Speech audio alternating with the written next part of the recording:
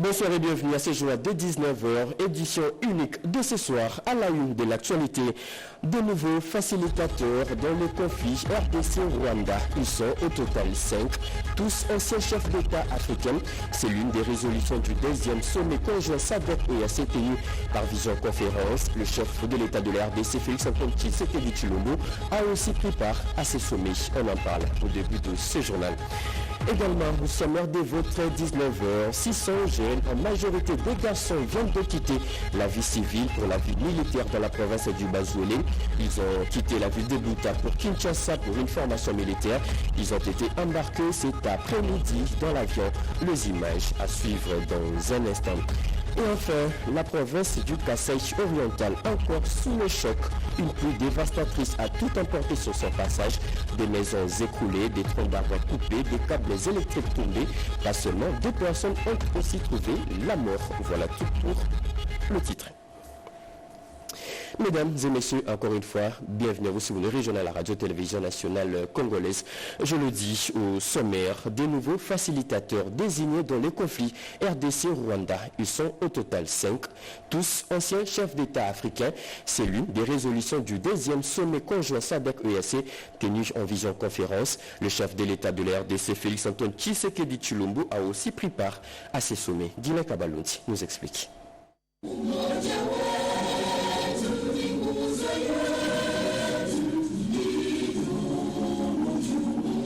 À partir de son bureau de la Cité de l'Union africaine, le président de la République Félix-Antoine Tshisekedi Tshilombo a pris part ce lundi 24 mars 2025 par visioconférence au deuxième sommet conjoint de chefs d'État et de gouvernement de la communauté de développement de l'Afrique australe SADC et ceux de la communauté de l'Afrique de l'Est EAC. Cette réunion de haut niveau sur la situation sécuritaire dans la partie orientale de la République démocratique du Congo qui intervient après celle de ministres des Affaires étrangères de 2 organisations le 17 mars dernier a décidé de la nomination de 5 anciens chefs d'État comme facilitateurs dans la crise qui secoue l'Est de la RDC. Il s'agit de Olusegun Obasanjo, ancien président du Nigeria, Uhuru Kenyatta, ancien président du Kenya, Dalema Motlante, ancien président de l'Afrique du Sud, Catherine Samba-Panza, ancienne présidente de la République centrafricaine et Saleh Work, ancien président de l'Éthiopie. Selon le communiqué final de cette réunion virtuelle, le choix de ces personnalités a été fait sur base des critères de genre, de représentation régionale et linguistique. Ce groupe de facilitateurs désignera à son tour un médiateur qui va remplacer le président angolais Joao Lorenzo, à qui le chef de l'État Félix Tshisekedi a rendu hommage parce qu'il a supporté avec courage et constance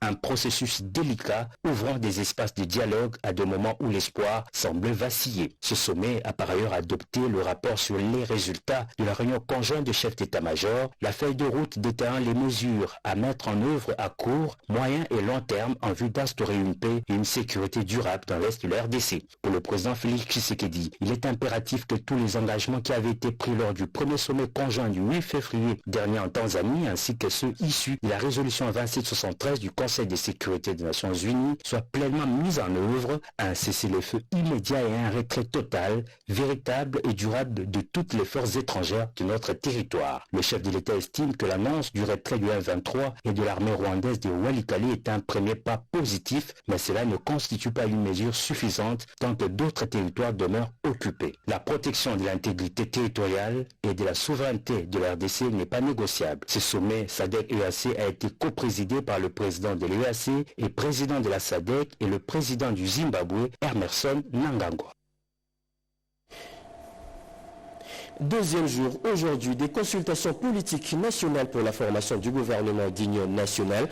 Pour cette deuxième journée, les membres de quelques partis politiques, UNC, UDPS, MLC, AFDC, tous membres de l'Union sacrée de la nation, ont été consultés par le conseil spécial du chef de l'État en charge de sécurité et Bironde Kolongele. D'autres précisions avec Patience Mboyo et Joséphine Liondre dans ce reportage. À l'invitation du conseiller spécial en matière de sécurité, Désiré Kashmi Kolongele et Bironde, plusieurs partis politiques affiliés à l'Union sacrée ont répondu présents. Parmi eux, le mouvement de libération du Congo MLC de Jean-Pierre Bemba Gombo, l'Alliance des forces démocratiques du Congo, FDC de Modeste Bahati Lukwebo, l'Union pour la nation congolaise UNC et l'Union pour la démocratie et le progrès social UDPS, parti fondé par Étienne Tshisekedi. Ces formations politiques ont salué cette initiative, soulignant l'importance du dialogue pour renforcer la stabilité du pays. Dans le contexte d'aujourd'hui, qu'est-ce qu'il faut faire pour que rapidement la paix revienne? Et nous avons pensé qu'il fallait mener le combat sur deux fronts, le front militaire, mais le front social aussi. Puis ce qui nous intéresse, nous au niveau de l'IDPS, c'est cette cohésion-là, c'est cette unité-là, pour que les chefs de l'État puissent bien nous guider. C'est pour réaffirmer notre soutien à cette vision du président de la République. Les discussions se poursuivent avec l'espoir d'aboutir à des décisions concrètes pour l'avenir politique de la République démocratique du Congo. Comment évoluent les travaux de construction de plusieurs centres de formation dans différents camps militaires? Eh bien, le ministre de la formation professionnelle Marc Ekila a fait aujourd'hui la ronde pour s'enquérir de la situation sur terrain. Regardez. C'est une visite d'exploration et d'identification de sites devant abriter les centres de formation dans les camps militaires. Le lundi 25 mars, le ministre de la formation professionnelle, à la tête d'une forte délégation, a visité au total 3 camps partant du camp Kabila dans la commune de Lemba, où le ministre s'est directement adressé aux dépendants des policiers et militaires, expliquant l'essence de sa visite dont le but ultime est de contribuer à leur autonomisation avant de visiter un espace devant abriter un futur centre moderne et des centres de formation ambulatoires. Au camp militaire Kokolo, deuxième étape de sa visite, le ministre de la formation professionnelle a été reçu par le général-major Camille Bombele Loala, puis conduit au bureau du chef d'état-major adjoint en charge de l'administration et logistique, le général François Kabamba, pour un briefing. Accompagné de quelques partenaires, dont Pamela Ilunga, DGA de Vodacom Congo, et de la délégation des 100 derniers jours, disposés à collaborer dans la mise en application de cette vision. La délégation s'est rendue au centre de commandement SECAS, service d'éducation civique et d'action sociale, pour une brève séance de travail avec le partenaire. Le général-major Camille Bombele, qui dirige ce service, a déploré l'absence des centres de formation professionnelle au profit de militaires, contrairement à l'enseignement de base où les FARDC disposent de 846 écoles. Au camp militaire, colonel Tchachi, point de chute de ces tournées, Marc Ekila a été reçu par le colonel Joseph Kissile, en charge du service social de la garde républicaine, et le colonel Kanassim Domba, commandant de ces camps. Il a visité le salle de l'Institut technique professionnel du camp Tchachi dans la perspective d'ouvrir des formations ambulatoires. Briefé par le préfet du pont Kamba, le constat est amer. Des ateliers techniques en informatique, électricité, mécanique, auto ou encore en électronique sans équipement adéquat. Après toutes ces visites, un rapport officiel sera établi et présenté en Conseil de ministres en vue de passer à l'acte.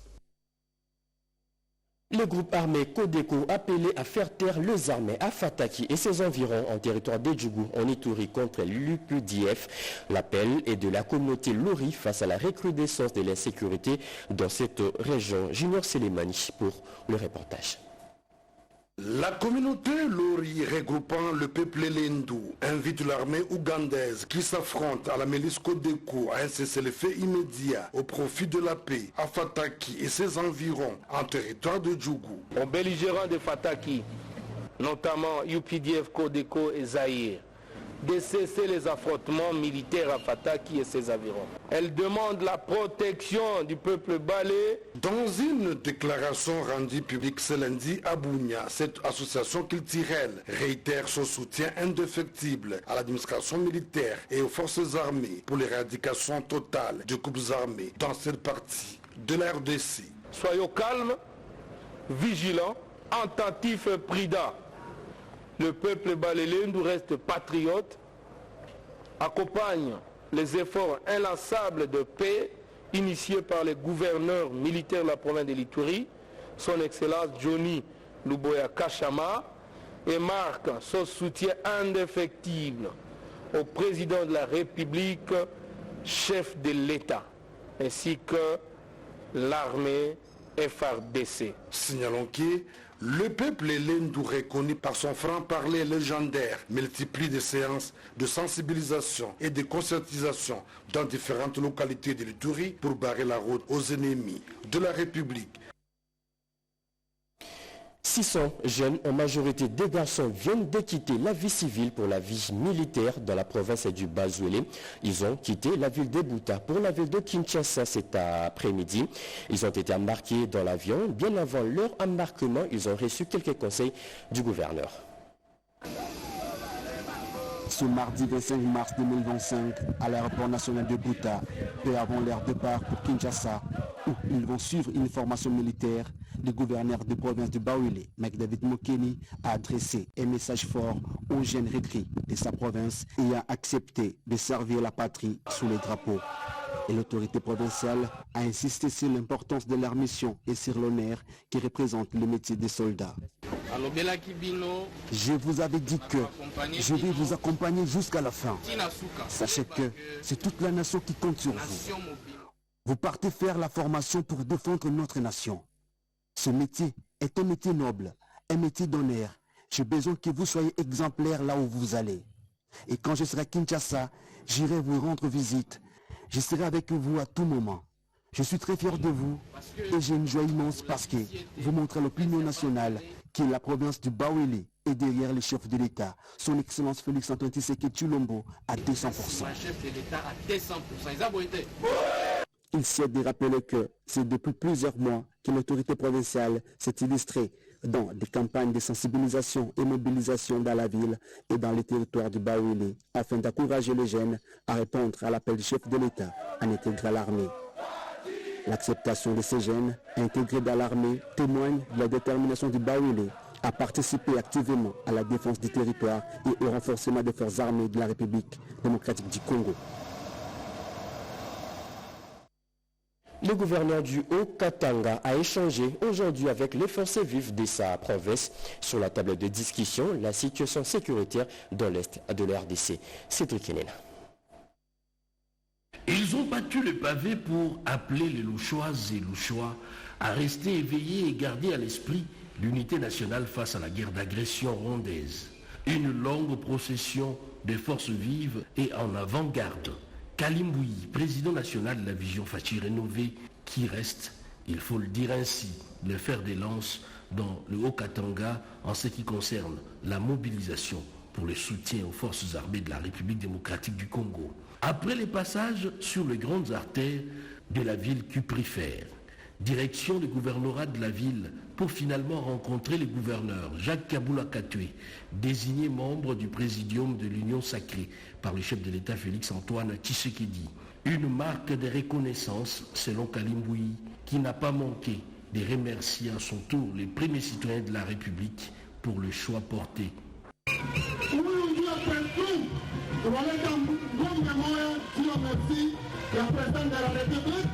De la parole à l'acte, à titre symbolique, le président national de la vision Fachi rénovée a remis 2 vaches au chef de l'exécutif provincial en signe d'encouragement pour les nombreuses réalisations en termes de développement. Toutes nos excuses pour ces désagréments, c'était plutôt une marche de mobilisation contre l'agression rwandaise, marche à laquelle a aussi pris part les gouverneurs de la province. Poursuivons ce journal. Plusieurs jeunes de la commune de Fungurume, dont les lois là-bas, viennent de s'enrôler dans l'armée pour défendre la patrie. Ces nouvelles recrues ont été sensibilisées par la bourgmestre intérimaire sur la discipline et le dévouement pour la nation congolaise. Elle a commencé par une causerie morale avec ses troupes constituées de jeunes volontaires ayant décidé d'intégrer l'armée congolaise pour défendre la patrie. L'honorable Aline Makano Tshilombo, bourgmestre intérimaire de Fungurume, est plus que motivante. À l'état-major de Fungurume, lieu d'inscription des volontaires, la foule est constituée de jeunes diplômés, gradués et licenciés. Si, pour ce 3e lot, seule une dame est remarquable, l'exécutif communal Aline Makano dit sa satisfaction aux jeunes de son entité pour cette adhésion massive à l'appel du président de la République Félix Tshisekedi d'intégrer l'armée congolaise. Appel relayé rigoureusement en province par la gouverneure Fifi Masuka. Je suis sûr que vous allez encore rentrer. Après cette formation, à Moutakuya Ville Mukoleo. Le moral de ces nouvelles recrues au Zénith Au-delà des échanges, la chef de l'exécutif communal, Aline Makano, s'assure des conditions de traitement de ses patriotes. Un suivi permanent commençant par la restauration, l'embarquement pour un transfert vers le centre de transit à Kolwezi. Le troisième lot, qui s'ajoute à d'autres déjà précédés, est escorté par l'autorité communale Aline Makano et parfois c'est tard dans la soirée que l'escorte arrive à la destination sans incident. Loin de s'accorder avec le stress, ces jeunes scandent les chants, traduisant leur détermination d'en découdre avec ceux qui menacent le territoire congolais. S'assurant que le tout s'est bien déroulé, avant son retour, le bourgmestre intérimaire de Fongomé exprime sa gratitude au gouvernement Masuka via le ministère de l'Intérieur et Sécurité pour avoir disponibilisé les moyens nécessaires à la portée de ses volontaires. Promotion de l'emploi de la province du Haut-Katanga. Les directeurs de l'inspection générale du travail viennent de recevoir des nouvelles orientations, des orientations données par le ministre des tutelles. Regardez.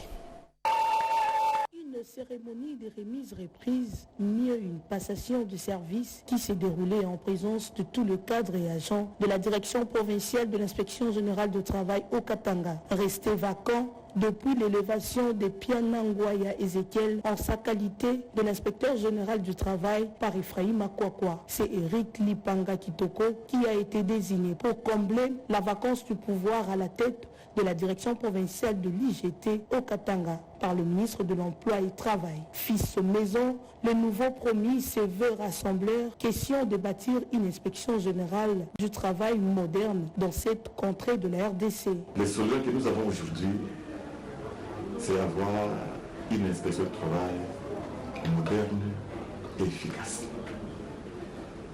Et pour être efficace, je compte sur les inspecteurs qui sont là, les contrôleurs qui sont là.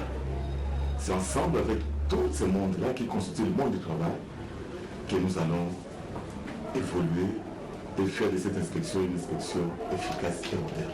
Témoin de la représentante de la chef de division de la fonction publique du Haut-Katanga, le nouveau directeur provincial de l'IGT reçoit tous les attributs du pouvoir qui lui permettent d'exercer ses nouvelles fonctions. À l'occasion, Eric Lipanga Kitoko a été ovationné frénétiquement par le cadre et agent de la direction provinciale de l'IGT au Katanga qui lui ont promis loyauté et franche collaboration. Merci beaucoup Chimendondo pour toutes ces précisions. La vice-ministre de l'Intérieur, déjà de retour au pays, Ejonichela Kamba, vient de Séoul en Corée du Sud. Sur place, elle a eu des échanges avec quelques parlementaires coréens auprès de qui elle a sollicité un appui aux efforts diplomatiques déployés par le chef de l'État congolais. Les soutiens du peuple et gouvernement sud-coréen aux efforts diplomatiques ont été par le président de la République, Félix-Antoine Tshisekedi Tshilombo, pour la paix dans l'Est de la République démocratique du Congo, sollicité par la vice-ministre de l'Intérieur, Sécurité et Décentralisation, Ejonichela Kamba, auprès des membres du bureau du Parlement, avec à leur tête le vice-président Jo Ho-young.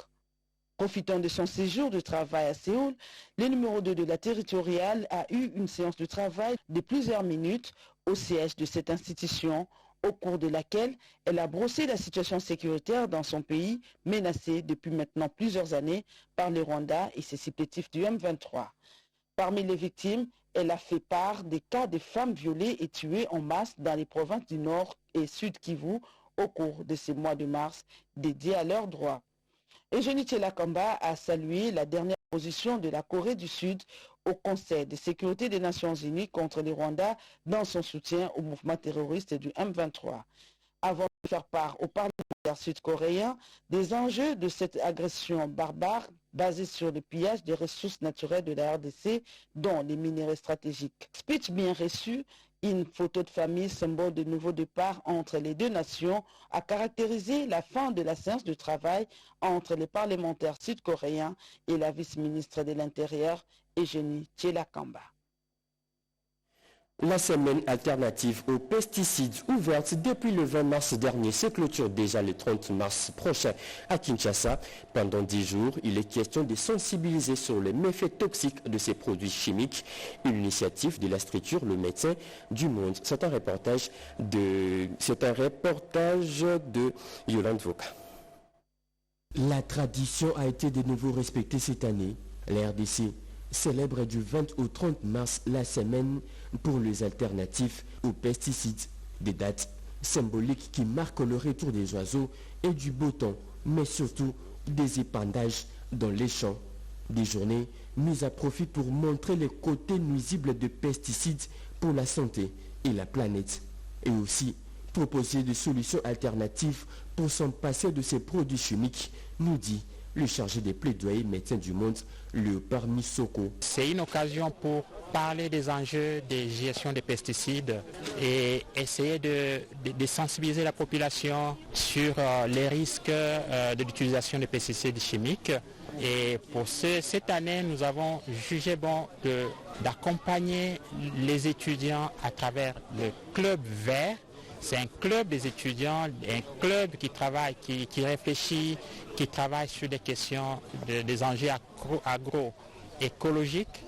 Une occasion aussi de faire un plaidoyer auprès des autorités, auprès du ministère de l'Agriculture, pour la signature de l'arrêté portant fixation de la liste des pesticides homologués en RDC. Cette initiative est organisée dans la ligne droite d'appui du Club Vert de la Faculté des Sciences Agronomiques et Environnement de l'Université de Kinshasa. Médecins du Monde apporte un appui technique et financier pour la célébration de la semaine pour l'alternative aux pesticides à Kinshasa. La forêt était en l'honneur le vendredi 21 mars dernier. L'humanité a célébré la journée internationale des forêts avec comme thème forêt et aliments. Dans la province de la Chopo, les paysans suivent depuis lors une série de formations pour le renforcement de capacités. À cette occasion de la Journée internationale de forêt, Robert Nazi, directeur général du CIFOR, a indiqué à la presse qu'il est essentiel de penser à la forêt, non seulement aujourd'hui, mais aussi les 364 autres jours de l'année. La gestion durable de forêt et de l'agriculture est un travail quotidien. Nous devons poursuivre nos efforts pour sensibiliser et accompagner les populations locales vers une autonomie durable, a-t-il déclaré. Ce que nous faisons à Yangambi, dans le cadre du paysage de Yangambi, c'est vraiment d'abord de réapprendre aux gens à faire de l'agriculture près de la forêt et en forêt, et aussi à créer, avec le partenaire de l'INERA, l'IFA, une capacité de pouvoir à la fois gérer durablement la forêt pour les bois et pour la conservation, mais aussi pour les services qu'elle apporte à la protection. Utie biloko bona molona na kati mesikara molona na ekulika malamu pe kulia malamu aba ya mibale ezali pe kotala parce que kuna to uti to zwaka ba mikakatana mususu na kati na milona na biso par rapport na mabele na biso lokola ezangi mbolea alors nde tango to saleli yango awa epesi pe biso ko résoudre ba problème o to zwaka na milona na biso. Le gouverneur de la province du Kasaï a passé hier une grande partie de ses journées de travail sur le terrain. Crispin Mukendi Boukassa fait la ronde de plusieurs chantiers pour visiter les travaux de construction et modernisation de quelques routes. Parmi les chantiers visités, les travaux de sauvegarde de la RN1, tronçon Chikapa-Kamwesha. Le gouverneur de province, Maître Crispin Mukendi Boukassa, inspecte l'évolution des travaux de la sauvegarde de la RN1, tronçon Chikapa-Kamwesha dans le village Ngalachondo et Mukengebidoya, mais aussi la construction de la RN1, tronçon Kamwesha-Kalwebo. Sur place, l'autorité provinciale a assisté aux travaux de remblayement de des ravins qui menacent de couper en deux la route avant de passer au terrassement. L'exécutif provincial se rendit à Kamwesha où il a visité l'évolution de travaux de la route nationale numéro 1, tronçon Kamwesha-Kalwebo, travaux exécutés par la société arabe Contractor.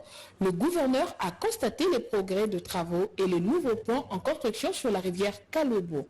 Pour boucler sa mission, le chef de l'exécutif provincial s'est entretenu avec les responsables de la société arabe Contractor, le bureau technique de contrôle, l'agence congolaise de grands travaux et l'office de route afin d'avoir les assurances sur la continuité et l'achèvement de travaux dans un bref délai.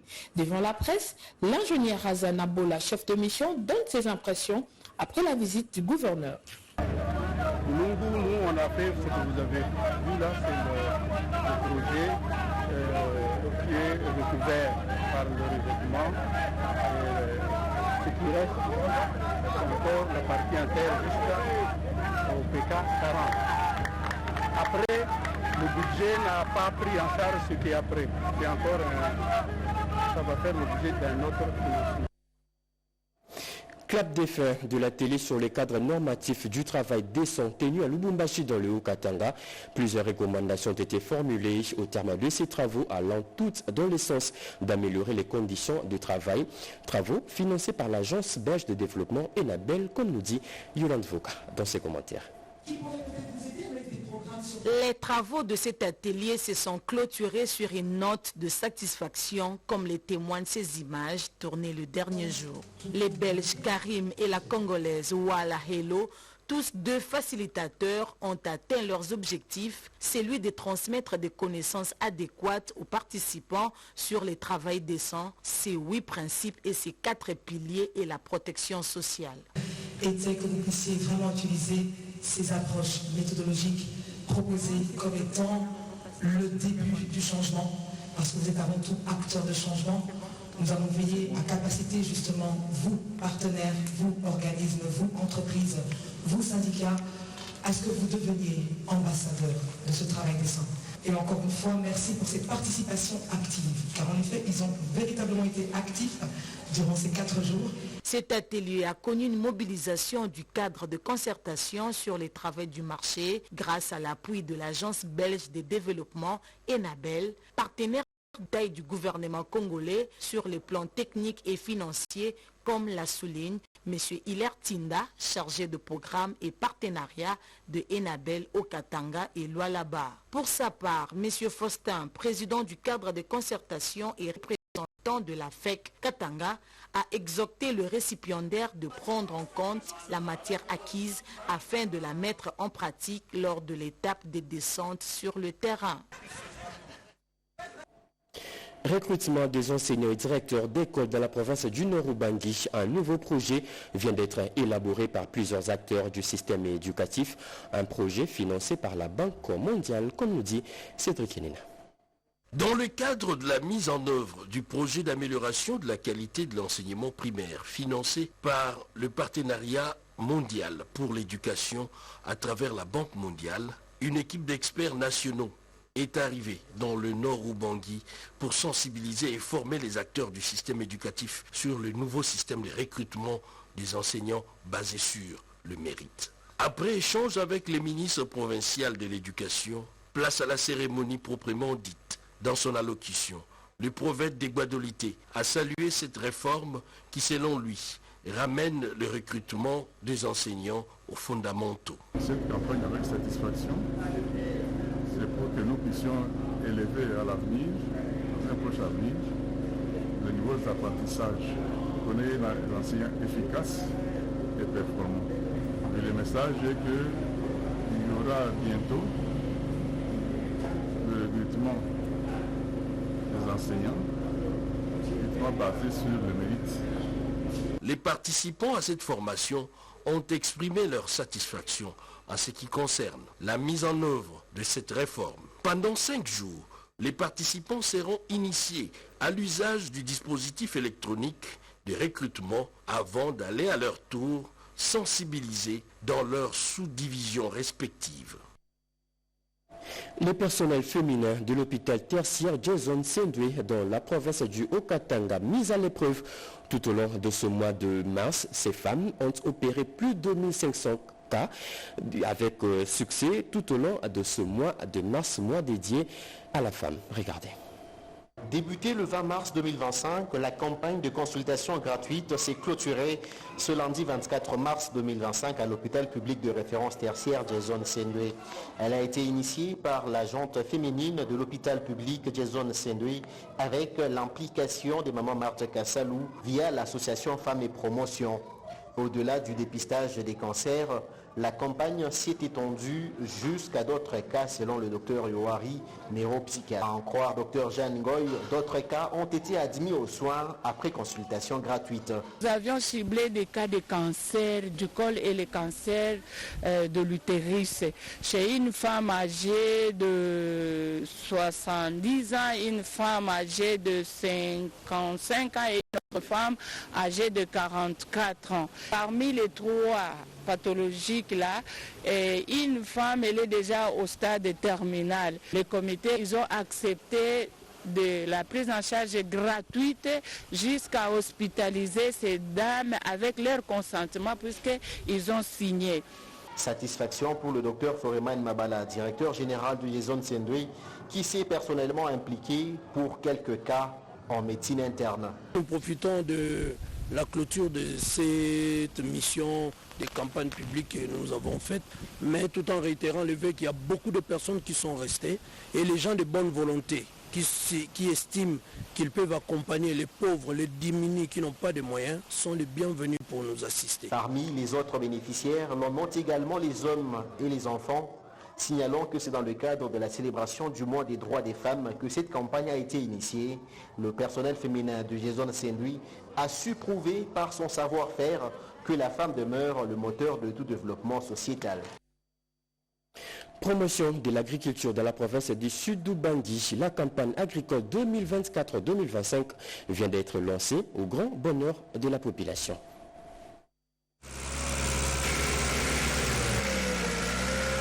Un événement sans précédent dans la province du Sud-Ubangui, province reconnue incontestablement province à vocation agricole, province chère au gouverneur Moboga Lobomiché. Il s'agit, vous vous en doutez, du lancement sous le haut patronage du gouverneur de province de la campagne agricole le vendredi 21 mars 2025. Cérémonie présidée à l'Inera Boketa, à 12 km de Guémena, par le ministre provincial de la Santé qui assume l'intérim du gouverneur de province en mission à Kinshasa. C'était en présence du patron du ministère provincial de l'Agriculture, l'ingénieur Darli Mboka Ngoubali, qui a organisé cet événement, et de quelques honorables députés et ministres provinciaux, des autorités coutumières et des agriculteurs. Dans son allocution, le ministre Darli Mboka a peint le tableau de l'agriculture où il a mis en évidence les atouts, les faiblesses, les opportunités et les menaces qui caractérisent ce secteur dans sa juridiction.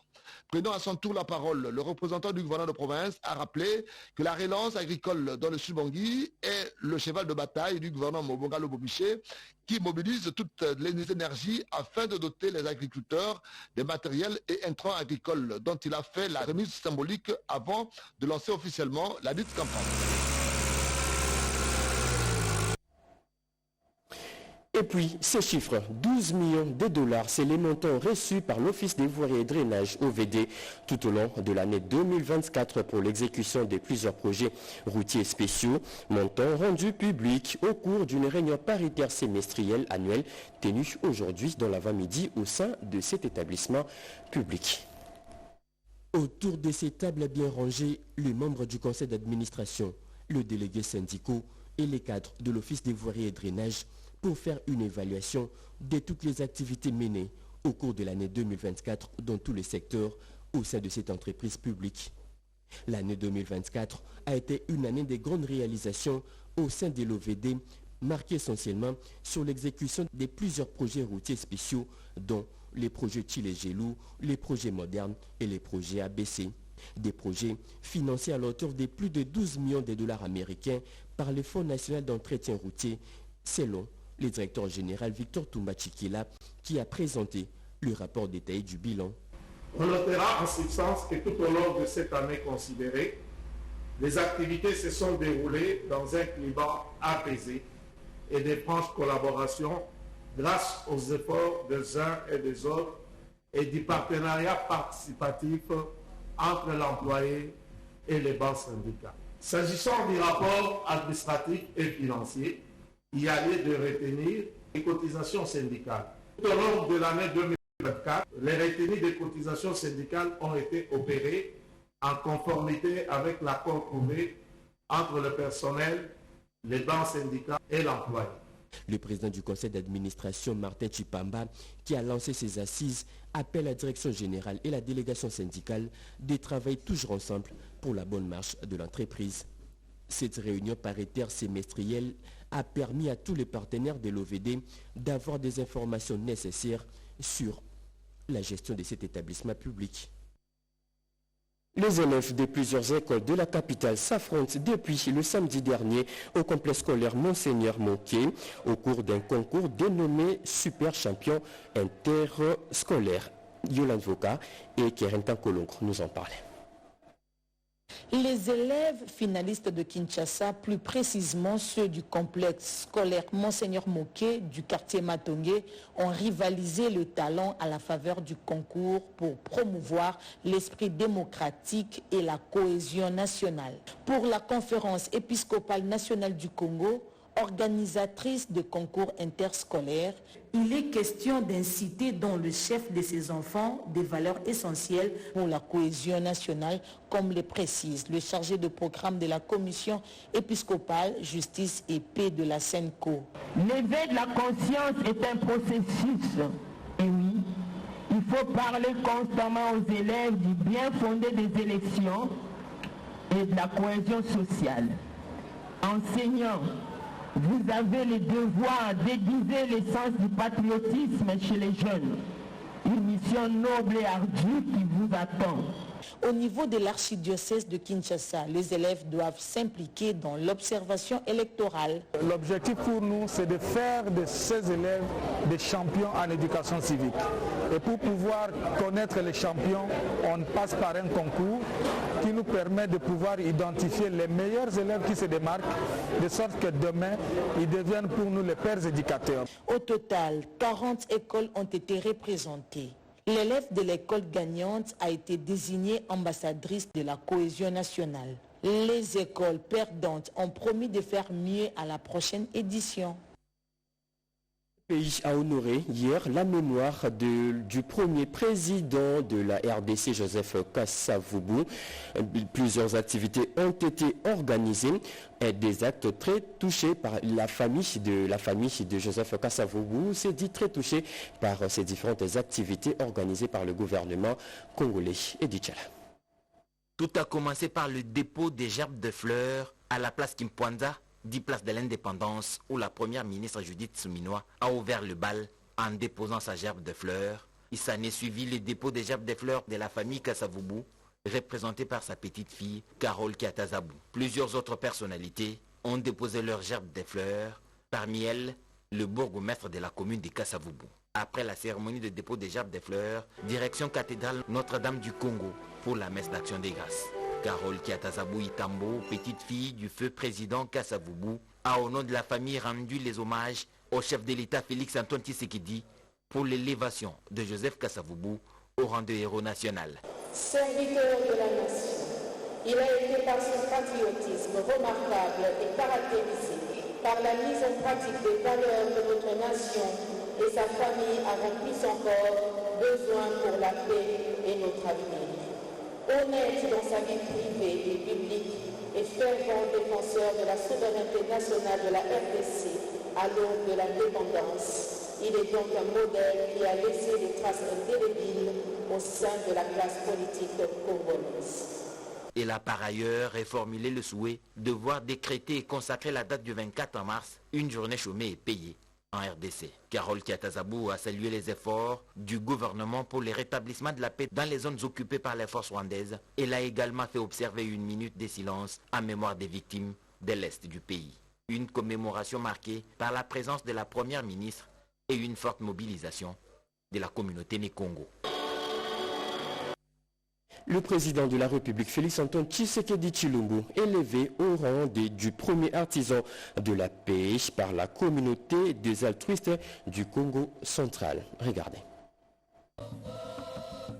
Le stade Diogas de Kassangoulou a résonné d'un puissant écho de prières et de patriotisme ce 22 mars. Autorités locales, populations et leaders religieux se sont rassemblés autour du thème Kassangoulou, prions pour l'Est de notre pays. Un moment d'intense ferveur marqué par des intercessions pour la paix à Kassangoulou. La foi et le patriotisme ont fait la symbiose dans cette grande mobilisation spirituelle et citoyenne pour implorer la paix en RDC. Le mot d'ordre du gouvernement positionnement est clair, RDC Téléma. Nous, au Congo central, nous disons aussi Congo central Téléma et pourquoi pas Kassangoulou Téléma. Et c'est dans ce cadre que nous, communauté des altruistes Congo central, avons décidé, à travers notre jury, de décerner le premier altruiste de la RDC au président de la République, Félix Tshisekedi, suite aux énormes efforts qu'il ne cesse de faire en rapport avec nos peuples de l'Est de la République. La prédication du révérend docteur Douémé Lomeka de Bot,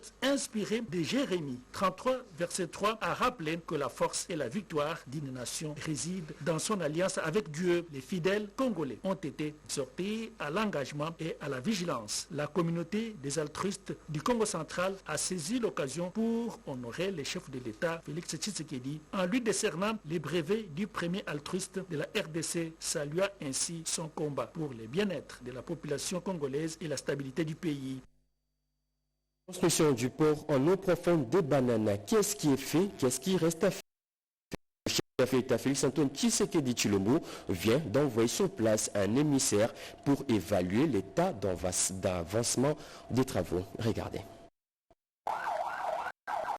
Par M. Yannick Luntadila, chargé du président de la République Félix-Antoine Tshisekedi pour la zone.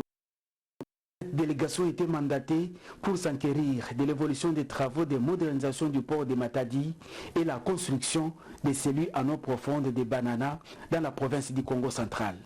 Au port de Matadi, où s'est rendue la délégation accompagnée du maire de la ville, l'espace concédé à MCTC par l'ONATRA ne représente pas encore un visage rénové. Une situation qui ne brise nullement l'espoir du maire de Matadi qui a saisi l'occasion pour louer l'action du chef de l'État, Félix Antoine Tshisekedi Tshilombo. Direction la ville de Banana, située à près de 8 km de la ville côtière de Mwanda, sur la face de l'océan Atlantique.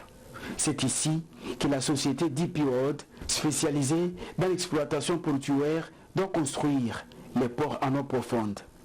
Tel un médecin, la délégation mixte de présidence de la République, ministère des Transports, est venue poser les bons diagnostics concernant l'état d'avancement des travaux. On a vu les travaux ont avancé au niveau des digues. Il y avait quelques blocages parce qu'il fallait relocaliser une partie de la base, surtout la partie de Mukongondumba, le camp, et puis l'école. Il y a une école qu'il fallait aussi déplacer et ça nous a permis de venir ici jusqu'à Kindofula pour se rendre compte que les bâtiments qu'on a construits ici, qu'on a localisés, les travaux sont finis à 100%. Il reste juste les travaux de viabilisation qui consistent à mettre l'eau et l'électricité. Mais maintenant qu'on a constaté que tout était déjà pratiquement fin prêt, nous allons voir dans quelle mesure le temps qu'on arrive à viabiliser le camp et Kindofula aussi en électricité et eau potable. Mission accomplie pour la délégation venue de Kinshasa. Dans les prochains jours, des réunions sont prévues dans la capitale de la RDC afin de permettre à toutes les parties impliquées dans les travaux de réalisation de ce terminal de jouer sa partition afin d'imposer un peu plus encore l'image de la RDC dans les secteurs d'importance majeure qu'est la logistique maritime. Le territoire de Mahadji, dans la province de l'Ituri, doté d'un nouveau bâtiment administratif. Ce bâtiment a été construit dans le cadre du programme de développement local des 145 territoires. Regardez. L'Ituri, une province sous état de siège à la tête du lieutenant général Luboyanka Chomadjoun, demeure la province championne dans l'exécution du PDL, 145 territoires. Ce programme avance à pas géant. Le territoire de Mahagi dispose désormais d'un imposant bâtiment administratif en remplacement de celui hérité de l'époque coloniale. Ceci grâce à la volonté manifeste du chef de l'État, Félix Antoine Tshisekedi Tshilombo, qui s'engage à doter tous les territoire de la RDC, des infrastructures de base adéquates. La cérémonie de la remise provisoire de cet édifice à l'administration du territoire de Mahagi a eu lieu ce mardi au chef-lieu de ce territoire. Le colonel Jacques Dussanoa Laloua, administrateur de ce territoire, a eu des mots justes pour remercier le géniteur de ce projet bénéfique pour la communauté. C'est ici l'occasion de rendre les hommages les plus différents au chef de l'État, son Excellence Félix Antoine Tshisekedi Tshilombo, pour sa vision pour le progrès et le bien-être des communautés en partant du Congo profond au cœur des priorités nationales. Le délégué de BCECO revient sur les réalisations à ce jour de ce programme. À Mahagi, il y a 19 projets, dont 12 écoles, 6 centres de santé et un bâtiment administratif réceptionné ce jour et mis en œuvre par l'entreprise New Arts Building. Pour le président de l'Assemblée provinciale de l'Ituri, l'honorable Sami Djakonga, la construction de ces bâtiments administratifs réaffirme davantage l'autorité de l'État dans ce territoire. Nous ne pouvons qu'être plus satisfaits parce que ce bâtiment est un bijou que le chef de l'État a donné à la population du territoire de Mahagi tout entière et nous tenons à les remercier très sincèrement par rapport à cette action. Signalons que ce bâtiment est équipé en mobilier et outils informatiques. Il s'ajoute aux 2 autres construits en parfaite utilisation sur les 5 territoires de l'Ituri répartis dans 3 projets en province de l'Ituri. Page noire dans ce journal. Finissons ce journal par ces obsèques d'un artiste musicien qui a été lâchement abattu dans la province du Nord Kivu. Ningeomba msamaha kwa niaba ya jamaa na kwa jina la Idengo, ikiwa alikukosea uweze kumsamehe. Animation, hymne national, discours de famille et